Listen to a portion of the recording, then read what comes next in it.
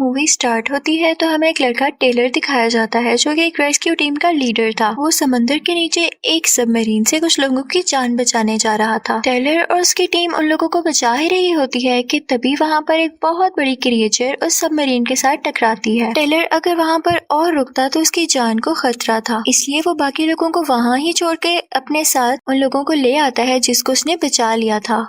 वो ऐसा नहीं करना चाहता था लेकिन उसे दूसरों की जान बचाने के लिए करना पड़ा और देखते ही देखते वो क्रिएचर उस सबमरीन को तबाह कर देती है। दूसरी तरफ हमें एक रिसर्च सेंटर दिखाया जाता है जो कि समंदर के अंदर कुछ रिसर्च कर रही थी। उस रिसर्च सेंटर का ओनर उस रिसर्च टीम के लीडर और उसकी बेटी स्वान से मिलता है। वो उनको समंदर में बने एक कमरे के अंदर लेकर जाता है जिसे देखकर वो लीडर काफी खुश हो जाता है और वहाँ टीम से भी मिलता है। वो उन्हें बताता है कि दुनिया आज तक यही समझती आई है कि समंदर के नीचे सबसे गहरा तरीन पॉइंट मैरियाना ट्रेंच है, लेकिन ऐसा नहीं है। मैरियाना ट्रेंच की सरफेस भी तो एक लेयर है ना, तो सोचो उस लेयर के नीचे क्या होगा। हो सकता है उस लेयर के नीचे एक पूरी दुनिया आबाद हो। अब इस बात का पता लगाने के लिए उस लीडर ने पानी के अंदर एक ग्लाइडर भेजा था जिसमें 3 लोग थे और आखिर वो लोग मैरियाना ट्रेंच पहुंच ही जाते हैं। उस ग्लाइडर को एक लड़की चला रही थी तो उसका टीम मेंबर उसे कहता है कि अब वक्त आ गया है कि हम मैरियाना ट्रेंच के नीचे जाएं। वो उसे क्रॉस करने का कहता है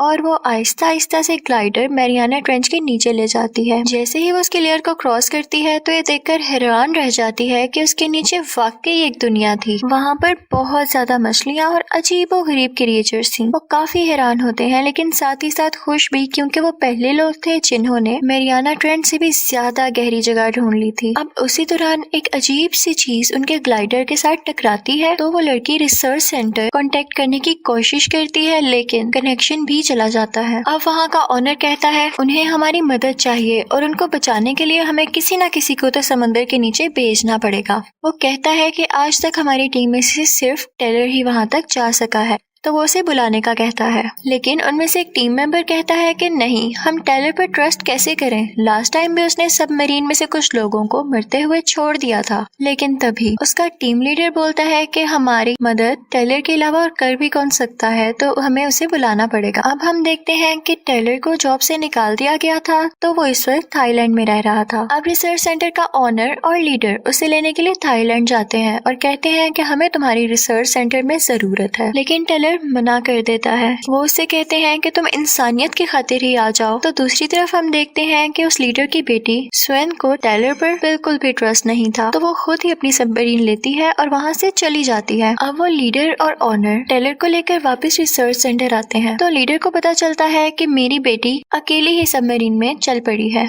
और फिर टेलर को एक बहुत ही अच्छी सबमरीन दी जाती है। वो जब उस सबमरीन में जाता है तो वहाँ पर स्वेन की बेटी होती है। वो उससे कहती है कि प्लीज मेरी मॉम को अच्छे से वापस ले आना, तो टेलर उसे प्रॉमिस करता है और उसे बाहर छोड़ देता है और फिर इसके बाद वो समंदर में निकल पड़ता है। वहाँ पर स्वेन उन 3 लोगों के पास पहुँच चुकी थी कि तभी एक अजीब सी क्रिएचर उसकी सबमरीन को टक्कर मारती है और वो बहुत खौफनाक ऑक्टोपस था। वो पूरी तरह से सबमरीन पर चिपक गया था, लेकिन स्वेन देखती है कि उसने अब सबमरीन को छोड़ दिया है। इनफैक्ट उस पर एक शार्क ने उस ऑक्टोपस पर अटैक कर दिया था और वो शार्क बहुत ज्यादा बड़ी थी। तभी वहाँ पर टेलर भी आ जाता है और वो स्वेन से कहता है कि तुम अपना ग्लाइडर या सबमरीन लेकर यहाँ से चली जाओ क्योंकि अब ये डैमेज हो चुका है। और फिर टेलर अपनी सबमरीन लेकर अपनी एक्स वाइफ और उसके टीम मेंबर्स को बचा लेता है। तभी वहाँ पर वो बड़ी सी शार्क आती है जिसका नाम मैग था और उसी के नाम पर ये मूवी भी बनी है। लेकिन उनका एक टीम मेंबर सबमरीन में आने से इनकार कर देता है कि मैं बच तो नहीं सकूंगा और तुम लोग भी मारे जाओगे, और वो खुद को ग्लाइडर में बंद कर लेता है कि तभी वो मैग शार्क उसकी तरफ बढ़ती है और उसे मार डालती है। अब सब लोग काफी अपसेट थे क्योंकि वो उसे बचा नहीं पाए थे और फिर हम देखते हैं कि वो सेफली रिसर्च सेंटर तक पहुंच गए हैं। यहाँ पर ये लोग मैग के ऊपर रिसर्च करते हैं तो इन्हें पता चलता है कि ये काफी लाख साल पहले मारी जा चुकी है, लेकिन इनमें से कुछ मैरियाना ट्रेंच के नीचे रह रही थी। ये इतनी बड़ी है कि एक साथ 3 शार्क्स को खा सकती है। अब ये लोग सोच रहे थे कि इस पर रिसर्च करना भी बहुत मुश्किल है क्योंकि ये बहुत खतरनाक है। फिर हम देखते हैं कि स्वेन की बेटी नीचे एक कमरे में जाती है जहाँ से समंदर साफ नजर आ रहा था। वो वहाँ पर खड़ी होती है कि अचानक से मैग शार्क वहाँ पर आ जाती है और उस पर अटैक करने की कोशिश करती है। वो अपने दांत वहाँ पर लगे हुए बुलेट प्रूफ शीशे में दे मारती है। वो शीशा तो नहीं टूटता, लेकिन उस पर उसके दांत के निशान लग जाते हैं। सब लोग उस बच्ची की चीख की आवाज सुनकर नीचे आते हैं और तभी वहाँ पर एक छोटी शार्क भी आती है। तो सब समझते हैं कि छोटी शार्क को देखकर ये बच्ची डर गई है, लेकिन तभी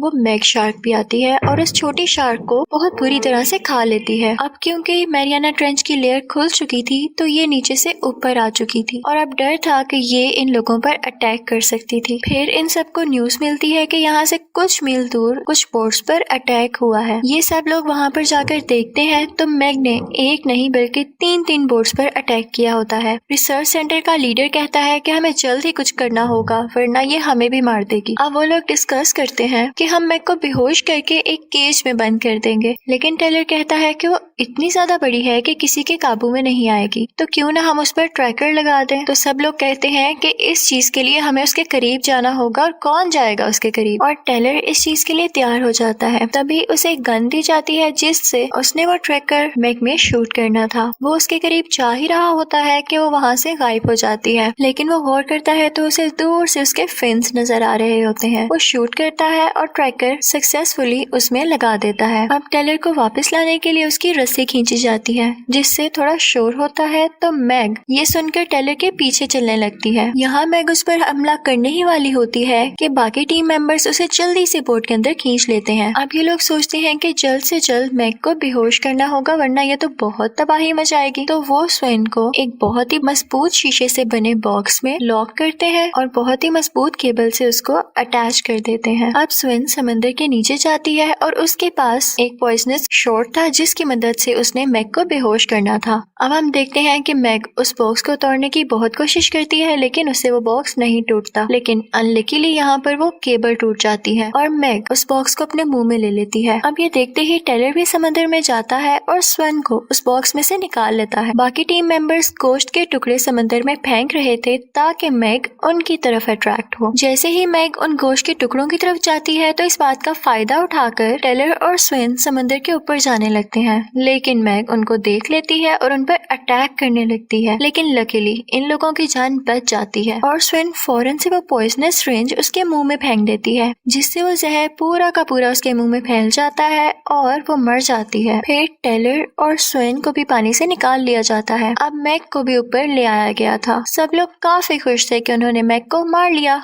और अब उन्हें लग रहा था कि उन्हें नुकसान पहुंचाने वाला कोई क्रिएचर नहीं बचा। कि तभी उनके टीम मेंबर में से एक आदमी पानी में ही था और वो भी खुश हो रहा था कि एक और बहुत बड़ी मैग वहां पर आती है और उस आदमी को खा जाती है। अब वो मरी हुई मैग की तरफ भी बढ़ रही थी और जैसे ही उसको खाने के लिए अटैक करती है तो उन दोनों के वजन से उन लोगों की बोट मिसबैलेंस हो जाती है। उन लोगों की बोट का बैलेंस खराब हो जाता है। अब मैग वहां पर आती है और एक और टीम मेंबर को खा लेती है। बाकी लोग अपनी जान बचाने के लिए दो रेस्क्यू बोट्स में वहां से निकलते हैं, लेकिन मैग भी उनके पीछे ही थी। तभी वहां पर कुछ हेलीकॉप्टर्स आते हैं और वो मैग पर फायर करके उसे वहां से भगा देते हैं। लेकिन हम देखते हैं कि उस रिसर्च सेंटर का जो लीडर था वो काफी जख्मी हो चुका था और अनलकीली उनकी यहाँ पर डेथ हो जाती है। स्वेन अपने फादर की डेथ को लेकर काफी रोती है, बहुत परेशान होती है। लेकिन तभी टेलर वहां पर आता है और उसे समझाता है कि सब ठीक हो जाएगा। अब ये लोग रिसर्च सेंटर वापस आ चुके थे तो यहाँ का ओनर इन्हें बताता है कि मैंने चाइनीज आर्मी को बुलाया है जो कि आकर मैग को मार देगी और आप सबको भी सेफ जगह पर छोड़ आएगी। वो कहता है कि मैं इस रिसर्च सेंटर को भी बंद कर दूंगा और इसी के साथ वो एक हेलीकॉप्टर में बैठता है और वहाँ से जाने लगता है। और तभी हमें पता चलता है कि वो झूठ बोल रहा था कि उसने चाइनीज आर्मी को बुलाया है। इनफैक्ट वो खुद ही मैग का मुकाबला करना चाहता था और उसके लिए उसने बहुत सारे एक्सप्लोसिव्स और टूल्स मंगवाए थे। अब हम देखते हैं कि वो लोग मैग पर एक बॉम्ब ब्लास्ट करते हैं जिसकी वजह से बहुत बड़ा एक्सप्लोजन होता है और वो देखते हैं कि गोश्त के बड़े बड़े टुकड़े पानी में फैल चुके हैं। तो वो ऑनर समझता है कि उसने मैग को मार डाला, तो वो बोट में बैठे बाकी रेस्क्यू मेंबर्स को ऑर्डर देता है कि उसके पास जाकर देखो कि क्या वाकई ये मैग है। पास जाने पर उनको पता चलता है कि ये मैग नहीं बल्कि एक बहुत बड़ी व्हेल थी। तो बोट से अनलकीली नीचे पानी में गिर जाता है अब मैग भी वहीं पर ही थी। वो खुद की जान बचाने के लिए एक व्हेल पर जाता है, उसी व्हेल पर जो मर चुकी थी, लेकिन मैग वहां आकर उसे खा लेती है और वो मर जाता है। अब दूसरी तरफ रेस्क्यू टीम को पता चलता है कि वो ऑनर झूठ बोल रहा था, हमारी मदद करने कोई भी नहीं आएगा। तो टेलर कहता है कि हमें मिलकर ही उस मैग को मारना होगा। अब वो लोग मैप पर देखते हैं कि एक बीच है और वहाँ पर बहुत सारे लोग वेकेशंस मनाने आते हैं, और ट्रैकर से पता चलता है कि मैग भी वहीं आसपास ही है। वो लोग कहते हैं कि इतने सारे लोग देखकर मैग उन पर जरूर अटैक करेगी, तो वो लोग फौरन से मैग को रोकने के लिए उस बीच पर जाते हैं, लेकिन उनसे पहले ही मैग वहां पर पहुंच चुकी थी और समुद्र में इतने सारे लोग देखकर वो उन पर अटैक कर देती है और उन्हें खाने लगती है। लेकिन तभी टेलर भी अपनी बोट लेकर वहां पर पहुंच जाता है। वो यहाँ पर एक ट्रिक खेलते हैं। वो पानी के अंदर एक ऐसा सेंसर लगाते हैं जो कि व्हेल मछली की आवाज निकाल सकता था। वो उसको ऑन करते हैं तो मैग को लगता है कि यहाँ पर कोई व्हेल है और वो उस तरफ बढ़ती है उसका शिकार करने के लिए। अब दूसरी तरफ टेलर और स्विन इस इंतजार में थे कि कब वो यहाँ पर आए। अब मैग उनके बहुत करीब आ चुकी थी तो वो अपने ग्लाइडर्स वहाँ से थोड़ा दूर ले जाते हैं।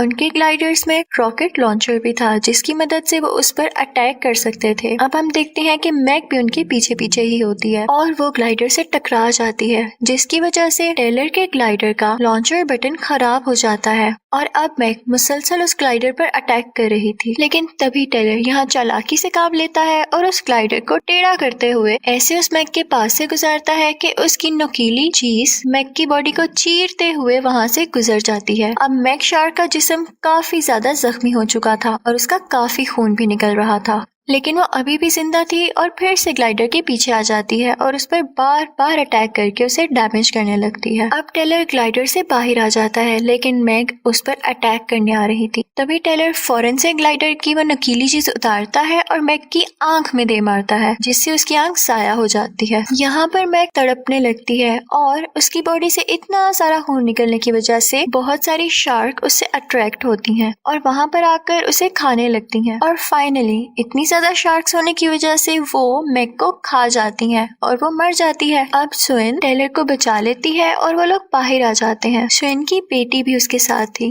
यहाँ पर ये तीनों काफी रिलैक्स होते हैं कि उन्होंने मैग को मार दिया था और इसी के साथ मूवी एंड हो जाती है। Thank you for watching.